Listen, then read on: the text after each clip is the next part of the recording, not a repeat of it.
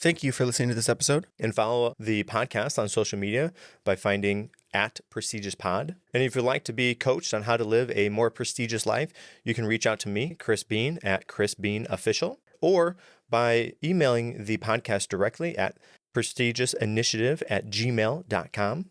Lastly, sign up for our newsletter either through social media or on our website. This is the Prestigious Initiative. Welcome. I'm Chris Bean. Today I have a wonderful guest, Denise Dixon, personal life coach, author. Denise, it's wonderful to have you here. Thank you so much. It's my pleasure. I'm excited. Wonderful. So, Denise, can you bring us into a little bit of your backstory? Tell us about yourself. Well, I was born in Jamaica, Jamaican born, and I moved to America when I was 14. I migrated with my mother and two sisters and grew up in Miami. I actually came to America because I was leaving a very traumatic childhood situation from my country. And so being in America was kind of bittersweet. It's like America, you'd seen it so many times on television, but I was also coming to America and leaving all my friends and family behind. So it was a very interesting start. I became a life coach because I actually went the traditional way of becoming a therapist.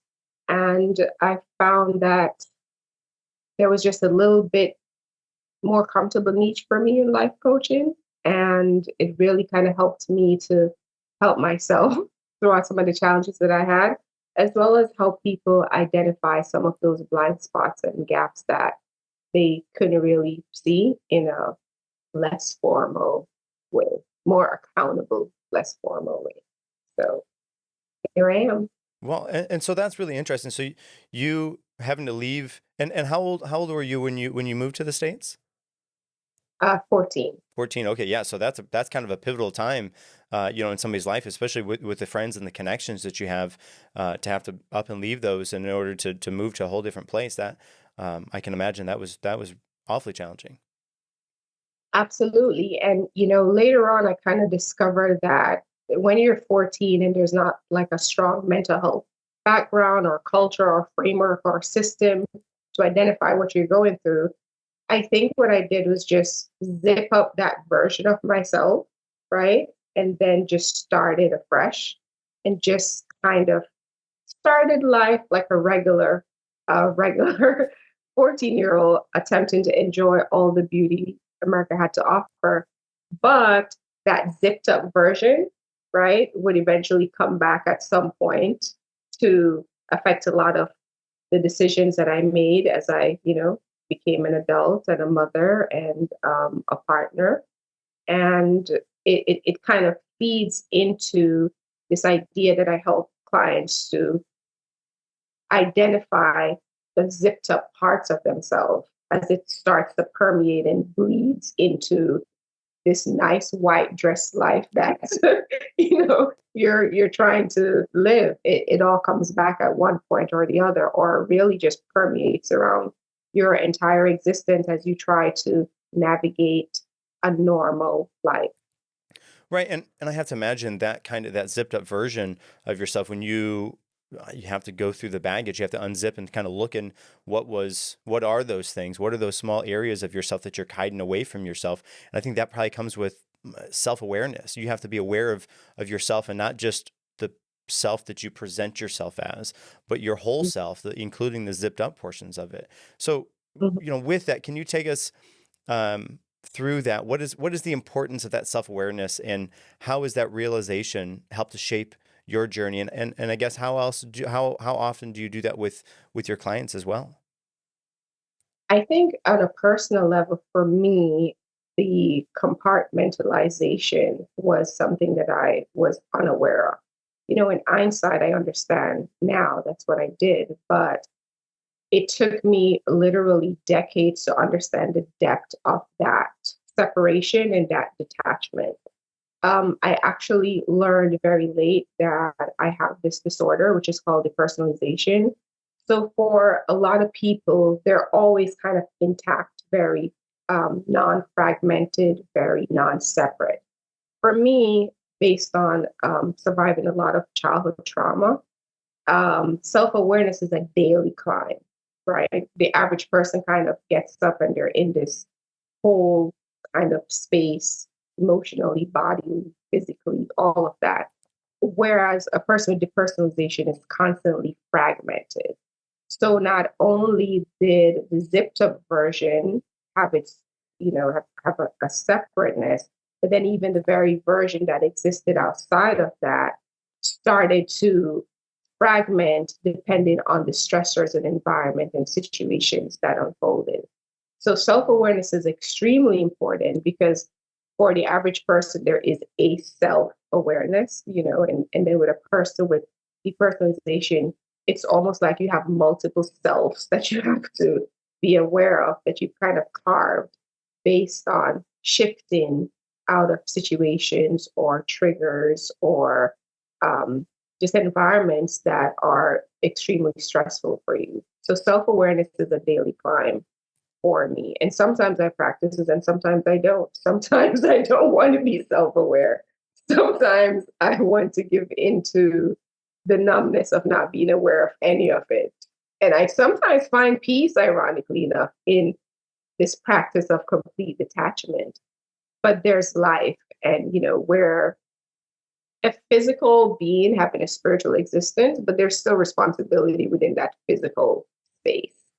And so self awareness has been extremely important for me because the lack of self awareness, for me, is particularly dangerous because by the time I realize something that I wasn't aware of, I could, like many people, make decisions that you're like, how did I even, what was I thinking? When in fact, you were in a different version of yourself. You were in the child part, you were in the 14-year-old that didn't really get what they wanted or needed. And so now you're just living this life of trying to get what you wanted and needed, but you're like a full grown up now. And that mindset is not necessarily appropriate for what you're navigating, as an adult. And there's no one there except a little voice that says, hey, it's not an appropriate response, right? Or that is the child mind that you are using for a very adult situation. And so I'm very aware. I try to be very aware, I should say, and I help my clients to be accountable to their own responsibility, to literally struggle and fight yourself sometimes for that self-awareness because it is your responsibility. Well, right, so that's a wonderful, wonderful insight into how you bring yourself through this. And I think increasingly so, the standard quote unquote person outside in society, because we're always connected to these electronic devices, that Mm-hmm. self-awareness goes down and is likely at a like a, let's say an all-time low, just because we're always in these devices. Life and family and all these things are happening around us, but we're not paying attention to it. We're not present in the moment, going through those things that's happening. We're kind of just going through the motions, and we're going through the Right. motions behind our phone. We're like, oh yeah, that was good. Uh-huh. Okay, good. Yeah. And it's always, that's really is an interesting thing right now, because it's almost like the technology boomed and got so big so fast, and we're all stuck onto it. We don't quite know how to interact with it in a responsible, for lack of a better phrasing, way, and allow that to help us in our life and not detach us from our life. And I think that, being aware of yourself, being aware of the things that are going around you, and being present focused is certainly, a step in the right direction in as far as that goes. Absolutely. I think it's interesting because before I understood what depersonalization was, I really had no reference, I had no reference at all. I just thought this is some weird thing that happens to me and just me alone. But it's interesting because my depersonalization was caused by severe childhood trauma.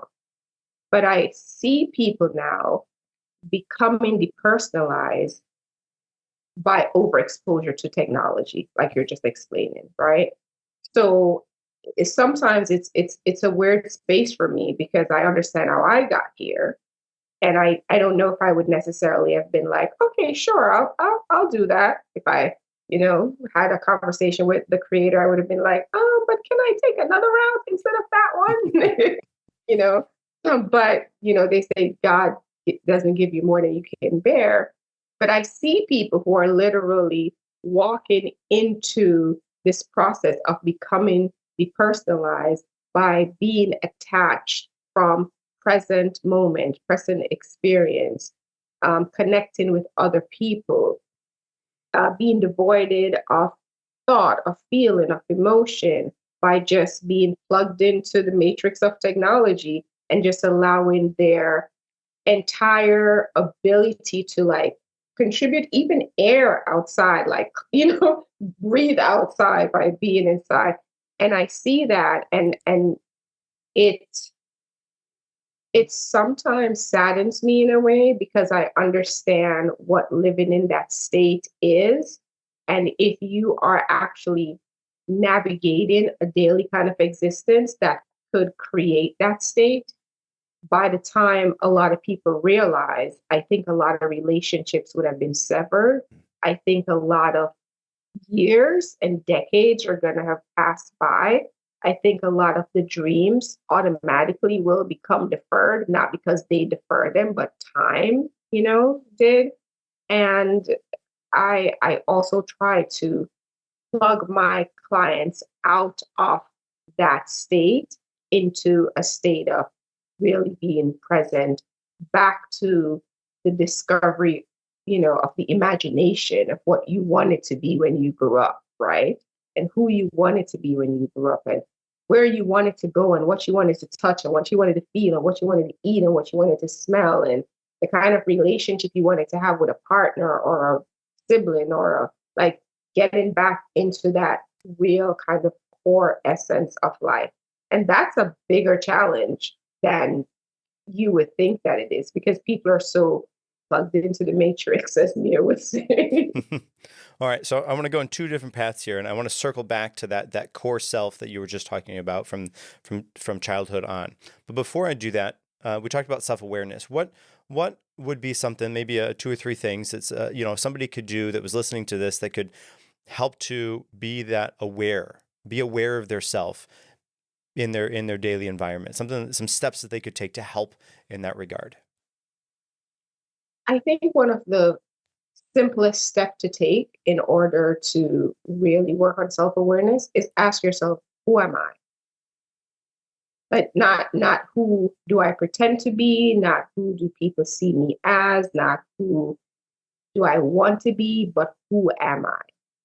Who am I and what contributes to who I live as on a daily basis? And I think a lot of people just get an answer for that. And I don't know if it's the real answer. They just get an answer, When we were younger in Jamaica, they would say, as soon as you could talk, you'd have to say, my name is Denise. I'm 2 years old. I want to be a doctor when I grew up. You had to have an ambition, right? You just had to. And so some of the times, I don't know how much of that was or real ambition or just that we had to have an answer, right? And I think a lot of times we've deviated so much from the question of who am I that even when we try to pursue authenticity or awareness, it's predicated on something that is outside of who we are. I think once you ask yourself that question, then the rest of the questions and answers will follow. Because once you know who you are, then you understand if you are in alignment with who that is, if you've deviated, if you're off course, if you're experiencing shame, if you're experiencing vulnerability, if you're experiencing incongruence, if you're living a life that is like, this is not my life. Like if you wake up and you see kids in the house and you're their parent, you're like, oh, okay, this is really not even what I wanted to do. Or if you don't have kids in the house and you thought this is that very simple question, I think, is the foundation of that entire kind of like trajectory of exploring that pathway. And it's almost like you have to reestablish that on a almost daily basis. And I would imagine you have to do that maybe not on a minute to minute because it's not really feasible to do, but realistically on a minute to minute basis until you really find who you are. And then you can kind of slow down in that questions because you found it. But until you go through the work and answer that question over and over again and get to the actual core meaning of who it is, what it means to be you, Mhm. it's hard to go through and live that life because you're right, you're living somebody else's life. And it all oftentimes you are living either your parents' life, the Mhm. life that they tell you that you want, or societal pressures, your friends because they're doing X, Y, Z, ABC. And the really tough part about that is we are basing our self-worth, our self identity on what we see other people as on social media. And of course, at this point, most people probably know that that version that we see of them on social media is the best version of themselves. And that picture they took 8 times and they put all the filters on, and that's not who they really are. That's who they're pretending to be. That's who they're supposed to be. That's who they want you to think they are, but that's not really who they are. So you can't try to be them and be yourself. And you certainly can't try to be their best, quote unquote, their best version of themselves that they're showing out to the world. You have to be yourself.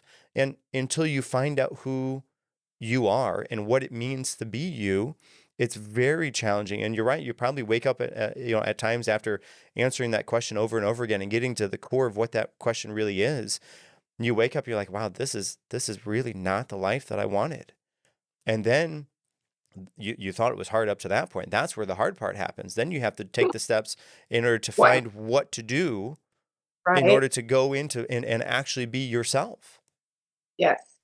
I think one of the excuse me. I think one of the challenges we have is the message that society has given us that all our answers comes from outside, Mm. right? You said you mentioned earlier self identity, right? So there's the self, and then there's identity. But oftentimes, identity comes from things that we've seen, Mhm. and then we want to align with that, like an avatar. Like, okay, you pick the hat, you pick the eye color, you pick the ear, you pick the nose, you pick, and then it's like, okay, this is me, right? This is your avatar you've created with these parts. And quite often we do that in society where we are picking, like these fruits of various aspects of identity. And then we want to attach them to self and say, this is self identity. When in fact, it's my belief that self identity is the complete opposite. I think self identity is actually putting a shield around you from everything that you would put in to recognize yourself, and instead go from within to see who this is and what this is and what am I feeling. When you say it may be a challenge to examine your your identity minute by minute, I compare self-awareness to breathing. Mm. Like every breath is a breath. Say, man, it must be hard to like just walk around breathing every day, just all the time, just breathing. you know, when you do not understand the importance of navigating that process of really identifying who you are, it's literally equivalent to just holding your breath for longer periods of time. Yeah. So imagine trying to do that for, what's it? We say, oh, I can go underwater, hold my breath for 2 minutes or 1 minute, right? And then you come up and you kill like 20 brain cells because you pass your threshold.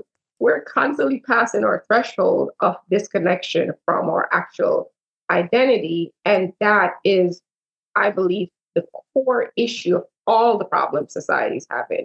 Because every problem society has starts with a person. Mm. Like there's a person behind every single thing. And if that person really doesn't understand who they are and they're just kind of out avataring to death, that this is the world we live in. Yeah. Well, okay. So circling back, because then this kind of all is all connected. You talked about like the kids, like when you are growing up, You have things that you like, things that you like to do, food that you like to eat. You have this idea of what it means to be an adult and the thing that you want to be when you grow up. You have those, like you said, the ambition. Mhm. The struggle with that is oftentimes you get past that adolescent age and you grow up and you realize that your perception of what adulthood looked like was not what you expected at all. And when you get there, you realize that, well, it's just another day, right? And that kind of deviates from what you thought it would be like. You thought it would be this big grand thing. And that overlaid with, you have those things that you like doing as a kid. However, more often than not, somewhere along the line, whether it be a teacher, a friend, your parent said, you need to stop doing that because you're never going to make any money doing that. And Mhm. that is really difficult to deal with. Understanding that concept likely happened for almost everybody, if not everybody. And then now as a parent, I have to do my best to not squash any of my own kids' hopes and wishes and Mhm. dreams that they could be doing down the road just because I don't see that as an opportunity. I mean, half the jobs, okay, maybe not half, but let's say a certain percentage of the jobs that people factually have now are not jobs that my parents would have thought ever could have been something to get paid for. Right? People are online playing video games and getting paid to that. Not that that was something I ever did as a kid, but if I ever did, my kids are like, okay, you need to stop playing video games and go get a job. Well, I can't. I couldn't have told my parents, well, this is my job. I'm playing video games and getting paid. That wasn't really a job that somebody had Right. 25 years ago. But now that's a almost a normal thing. So that is really.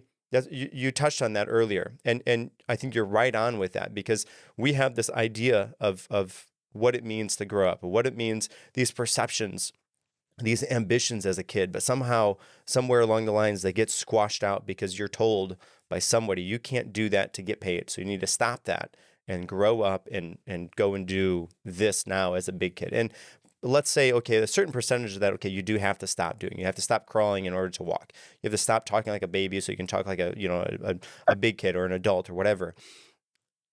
But the dreams, the ambitions, the things that you find enjoyment in doing as a kid are things that you can do as an adult. You just have to figure out how to do them in a way that is I hate to say acceptable, but it is a way that is okay with you so that you can continue moving your life forward in a direction that you see fit while still staying true to those things that you value. I will echo your sentiment by sharing a story with you. If someone asked me, how were you when you were a child? My response would be shorter, right? I have always been this. I've had, I do not recall a time in my life where I was not in a traumatic situation as a child.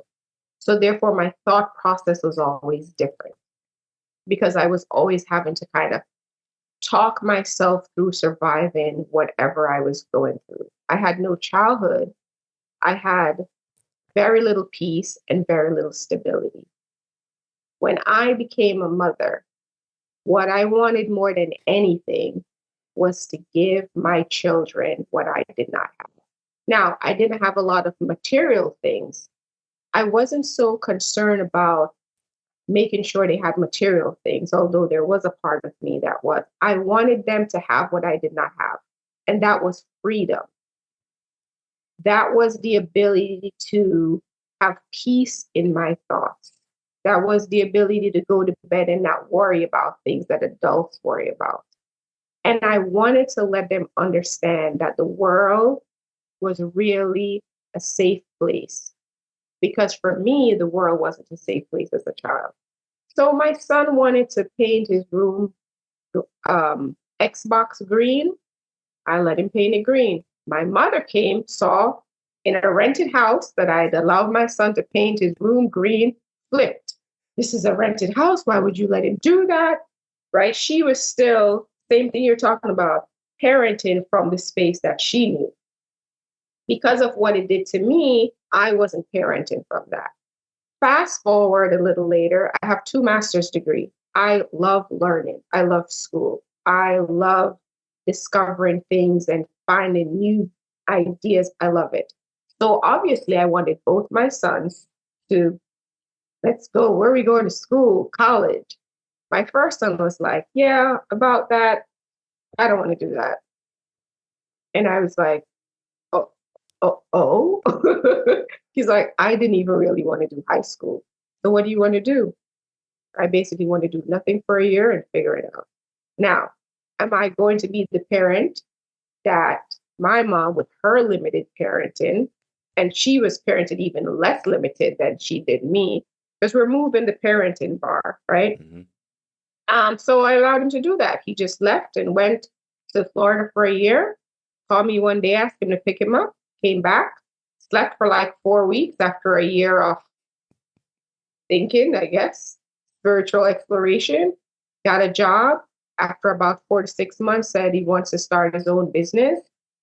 Within 7 months later, started his own business, sold his first business at 21. That's son number one. Son number two gave me advance notice. He told me, I'm doing high school for you.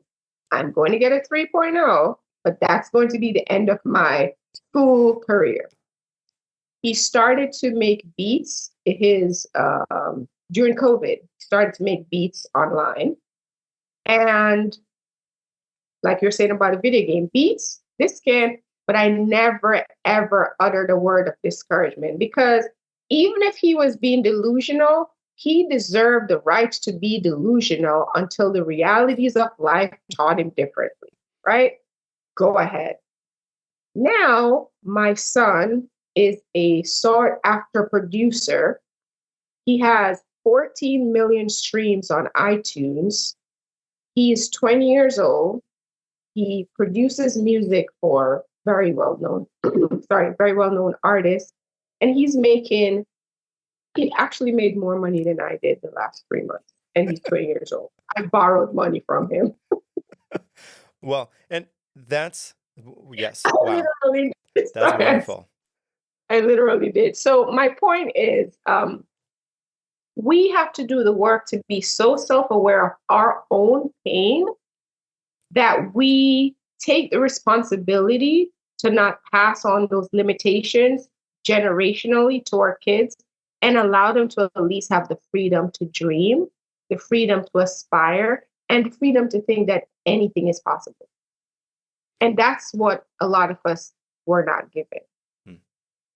And really, as the parent, we have a lot of control in that matter. We sometimes we feel like we're way out of control, but really we have a lot of control in that matter. And I heard somebody say, he was a NLP practitioner, neuro-linguistic programming. He said that pretty well anything that you hear before the age of 7, your brain hears that and accepts that as fact.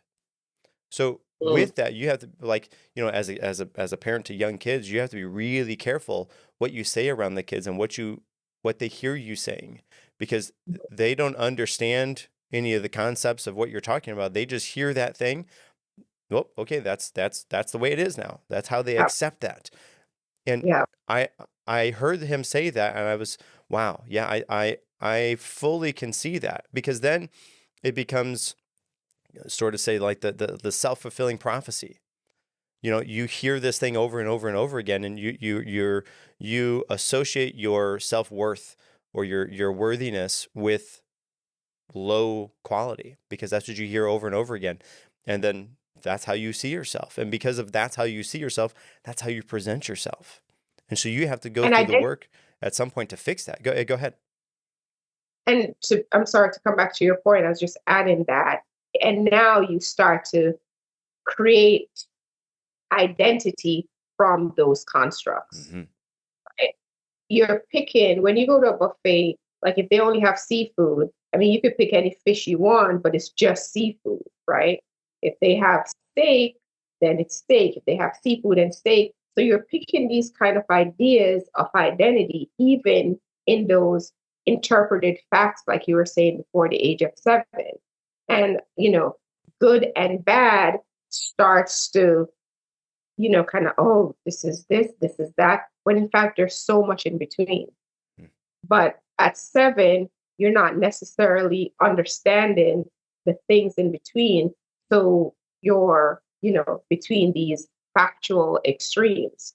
And if there's trauma, as there was in my case, that whole program is rewired, because conversely, now you're not seeing everything as facts. Now everything is questionable, Mm. right? Everything is questionable because what you interpreted as a fact of safety, you realize wasn't. And so now even facts that are supposed to be facts are not facts. And that creates a whole different human being, literally. It literally creates or changes the trajectory of that person. Yeah. Because there's certain things that you're like, okay, yeah. At 7, you're like, okay, this person loves me. But then when this person loves you, and if they violate you, now you have a message that love is also violated. That is a part of the factual message now that gets embedded, right? And it all contributes to identity, and it all contributes to re kind of like remaking yourself to not feel and experience some of that emotion that comes with whatever that experience is. And so you recreate yourself so many times that your core self, as you mentioned earlier, often gets lost in there. And then you're like 40 going, let's get back in there and see if we can find that original copy. Well, you okay, know? so it's kind of like you play a role for so long that you fit yourself into this is the presentation I want to bring to the society of me. And you're in that Mhm. role for so long of what you think other people want, or you're trying to fit into the box that other people tell you that they want, or you're trying to be those other people that they perceive, or that you perceive those everybody else is online, because that's what their online presence shows. You Yes. play that role for so long. How do you then break down that role and then rediscover your authentic self? Well, the first thing is you have to want to. Mhm. You have to want to. There's this Greek word, it's called persona, and apparently it's used to reference a mask that actors would put on their face because they would have to play different characters. So it's kind of like Tyler Perry, I'm the mama, I'm the uncle, I'm the grandfather. And so the persona was actually a mask that you put on. And so we've kind of conflated the definition of the mask that we put on as who we are. And for some people, there's this scene in The Matrix where the guy's like, it's not real, right? It's like, none of it is real. And one of the Mr. Smith says, yes, but I still want to be important in this fake world that I'm coming back in, right? He's like, yep, just bring me back as somebody super important. Some people actually prefer the mask that they wear and the image that they put together and the brand. Sometimes married people are like that also. They're very unhappy. They don't like each other, but their Instagram account is very one. Their social thing is very, and everybody's like dating. They're married, but dating, seeing other people, right? So we're so used to wearing the mask that sometimes we begin to like that version of ourselves more because we're estranged to our real self. We're afraid that that self isn't as exciting or won't measure up, won't get as many likes, whatever the rationale is. So the first step really is no longer want to wear the mask, to no longer want to be the version of yourself that you pretend to be, and to pursue the journey of trying to recover, uncover what lies beneath. And there has to be this shared desire, like this thirst, almost like this desperate excavation by any means necessary to get to that. And if that's not there, then it's it's not a journey worth pursuing just for statistics. We like you, it starts with wanting to know, who am I? What's there? Like if I'm not this, or if I'm not that, or if I'm not, what is there? And what then is the purpose of that entity, that being, that soul, spirit that was sent to this planet through whatever your interpretation is of God? What, because regardless, you're going to die at some point. You're going to die. So do you want to die having lived the best avatar version of yourself? Or do you want to uncover who you were ultimately created to be and live a life through that experience? And God gave us free will to choose. And people sometimes choose the other version because they don't have time to go back in. Now there's like a child in there and she's got pain and emotions and trauma, and she asserts as independent, but she's really needy, and you like the independent version better, even though it's not real.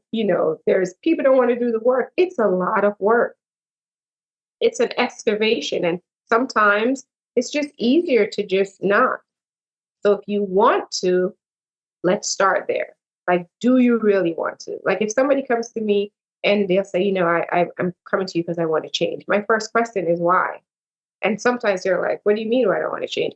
Well, do you want to change to get a new identity? Do you want to change to run away from the identity that you're trying to avoid? Or, why do you want to change? Because sometimes people want to change just for the sake of changing.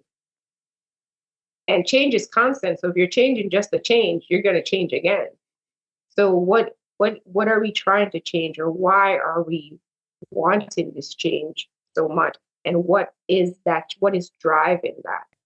And I think that's honestly why I love life coaching, because there's not a person that I work with that I can't see how any other human being could experience the very same thing that person's experienced. Like, there's no uniqueness. I know we're special, but not really sometimes. And I love that shared human experience. And I love reminding people that they're not alone in their walk. Because I'm walking that same walk every day. All right. Now, and if I have an idea, and this is way off the base, you can stop me, because that's okay too, because sometimes I get ideas and they're not right. But I love it. And I'm very systematic in my thinking and approach to things. Could somebody envision what they wanted their life to be? Envision the type of person they wanted to be.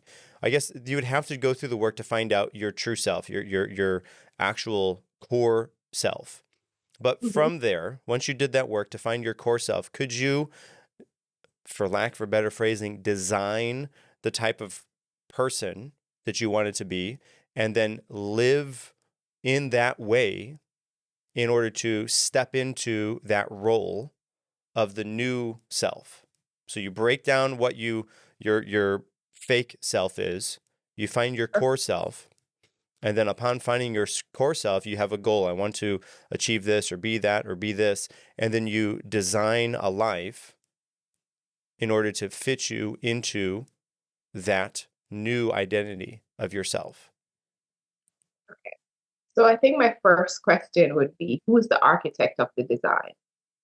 Well, so if that person did the work and they found their core self, then I would think they are the architect. And because they did that work, they're no longer the fake self. They did the work, they found out, who am I? Who am I? Who am I? They found that. And then from there, they did the journey to reinvent themselves into who they want to be, not who they think other people want them, but who they want to be. Have you ever seen this thing where somebody tries to give somebody a ring, and then there's a box and a box and a box, and they open one box, yeah, and another box of their life, and they keep going and going and going? Yeah. Sometimes we can get the idea that, okay, I found myself, right? Or I found myself, or I found myself.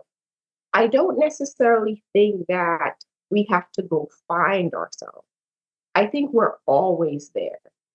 I think how we connect with how we see things, how we connect with how we interpret things, that information, feelings, emotion, thoughts that comes in, and our reaction or response that goes out in any day can bring you closer to yourself than you've spent your whole life being. So, for example, if you and I are having a conversation and you woke up this morning and said, you know what, I want to live a more authentic life. And I said something to you. Okay, so then you had that little talk with yourself, and then now we're having a conversation. I say something to you, and for some reason, when I said it, it bothers you, right? But you continue to have the conversation like what I said didn't bother you. You're having some rumination in your mind, and you're still talking. And then you remember, I committed to myself today that I want to have a more authentic existence. So in this moment, what you said to me bothered me. So now, instead of trying to bypass that, I'm going to kind of own that, understand what I'm feeling, acknowledge that it kind of bothers me, maybe even think about why it's bothering me, right? In that moment, you are being so authentic, even without doing all of those layers. And then maybe if you realize that it's because I sounded kind of like your mom, and that's really what it was, and it probably wasn't my intention, then you could probably like still be talking to me and just kind of smile and smirk it off, like, because you've solved that, right?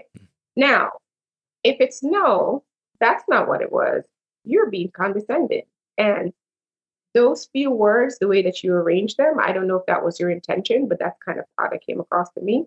And then you can choose, am I going to address that? Am I going to address it in this format or this forum? Wait until we get off the podcast to say something? Or am I going to, like, that is that.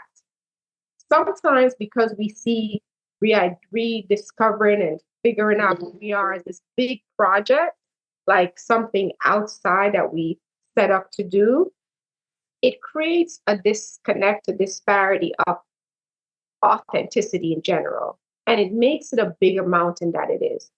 Authenticity is a space that is within us all the time. We are the ones who step out of it, but it's there.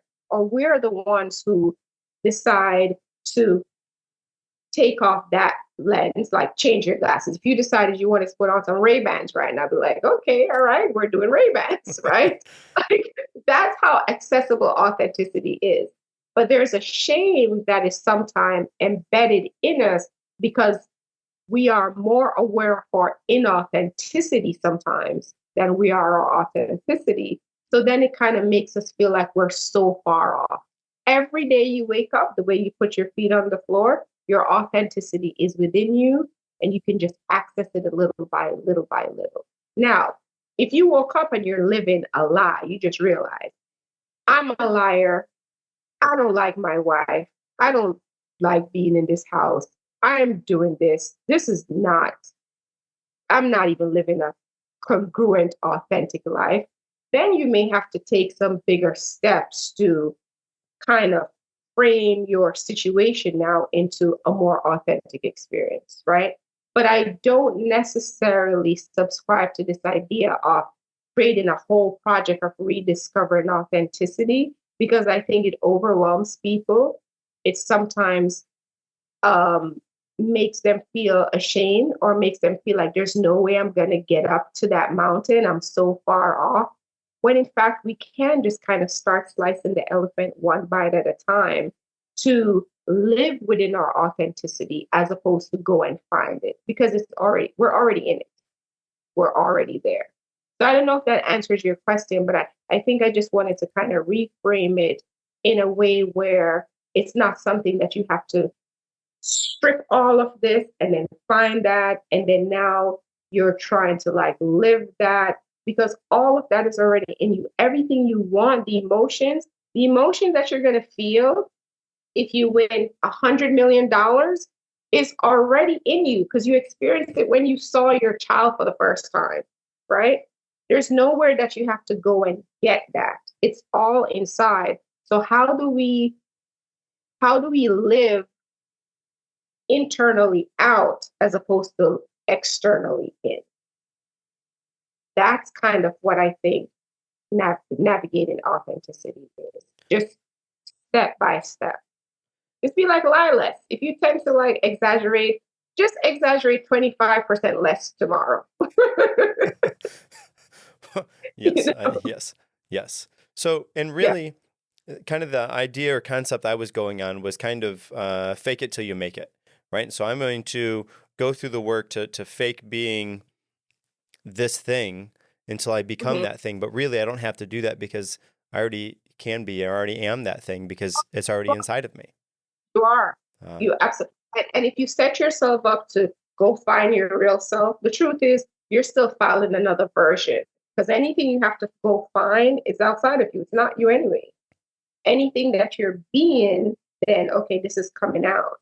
And so a lot of people, a lot of like, and I'm sure you interview a lot of people and coaches and authors, and this narrative of like finding your like was that a guy who sang the song that he didn't know that he was lost. He was trying. He was like, there's a lyric in a song that says, "I was trying to find myself, but I didn't know I was lost." mm, Right? What are we finding? It's like we're already there. We it's our birthright. We already came with that, but we just started listening to different music. We just started listening to, Henry David Thoreau talks about dancing to the beat of your own drum, you know, and that's kind of like what authenticity is really just trying to dance to the beat of your own drum. I was away the other day and I went to a club, quick story, and I don't know what these young people do, all these crazy dances. I don't know where they find the time to coordinate. But there's certain songs, there's certain songs when they're playing, you gotta like do certain dances. So I was traveling and I was out just dancing. I'm all about the 80s and the 90s music. And then somebody came over to me and literally said to me, not making this up, said, "Oh, if you just watch what they're doing, then you can just kind of, that's the dance." Really? Because apparently I wasn't doing the dance. And you know what I said? I said, "Yeah, I don't do that. I don't dance to the beat of somebody else's move. I'm just dancing my own dance." And it was kind of like, oh, I'm trying to synchronize, coordinate.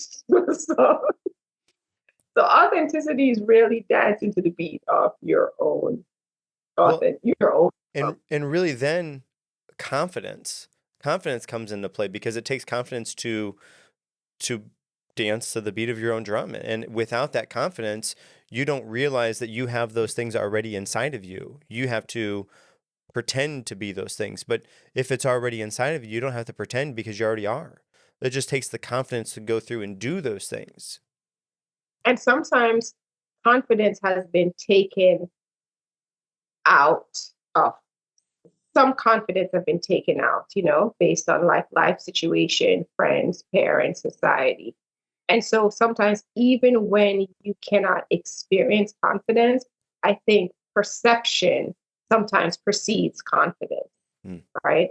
Because you may not feel confident about something, but if you can perceive that feeling, then you can work up to, then you realize, oh, it's there. Like I could be, you may not feel like I'm good at this, but if you can be like, maybe I could, maybe it's not that far out of my reach. Maybe I could, then the possibility or the faith sometimes even faith precedes all of that. But that's confidence is definitely an important factor because but it has two folds because you can be confident to the point to where, Yes. you feel like, okay, balance is important with Yeah. What everything. is that? But yeah, The Dunning-Kruger effect, right? Yeah. Yeah. yeah, Yeah. yeah. And people, I feel as if that is more true now than probably ever before because people sometimes they really don't know anything about whatever the topic is, but they will confidently tell you all the wrong things. And those are the times you just kind of sit back and you let them do their whole thing. And then actually that none of that was true. But thanks for trying. Appreciate it. Yeah, yeah. And when you experience that within your own self, right? Like someone asked something and I answered, and my answer was so confident, but it was so wrong. It's like, no, that is not what that is. Yes. Yes. Well, it's because sometimes we put ourselves in that role of Yeah. we need to have that confident answer, because then if we're confident about it, other people will believe it, and maybe we'll believe it as well. And they'll believe the identity that we report every day. So Yes. now we have to be fueling this role that we're playing, which is exhausting. Yes. Because it's not natural. Now you're having to put, just put all of this stuff in there. It's like, no, that's a lot of work. And so, yeah, Yes. absolutely.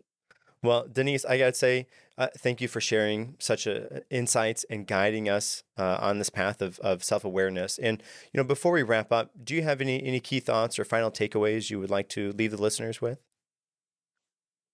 I think, yes. I think the world that we live in today sometimes puts a lot of shame in us. I think sometimes it gives us really unrealistic expectations. And when we see people on social media, we see people living their so-called perfect lives, it makes us feel like we're failing somehow or we're not measuring up.